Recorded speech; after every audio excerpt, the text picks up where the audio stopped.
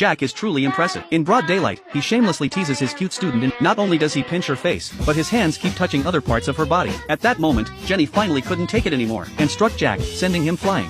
However, neither of the girls expected that their part-time lecturer was the same they had met on the street. What made them even more furious was that Jack, as a lecturer, not only arrived late for class, but also lacked energy during lessons. Afterward, Jack told the students to study on their own, while he lay down on the podium and fell asleep. This left the students in complete shock. Jenny, unable to stand it any longer, immediately lectured him on his behavior. Afterward, Jack began doodling on the blackboard, his handwriting so messy that no one could understand it. When students asked questions, Jack simply said he didn't know. At this point, Jenny lost her patience, telling him that as a lecturer, it was his responsibility to help the students. However, Jack just told them to check the materials themselves, and then left the classroom. Jenny was absolutely stunned. In the afternoon class, Jack still seemed unbothered, letting the students study on their own again. At this point, Jenny could no longer hold back. She decided to use her family's influence to threaten Jack into taking the job seriously. She was planning to tell her father about the situation, but to her surprise, Jack was completely fine with that. He said it would allow him to quit his job. Jenny had intended to scare Jack, but his attitude completely infuriated her. She angrily slapped her gloves across his face. The students were shocked. For the first time, a student had issued a challenge to a teacher. If Jenny won,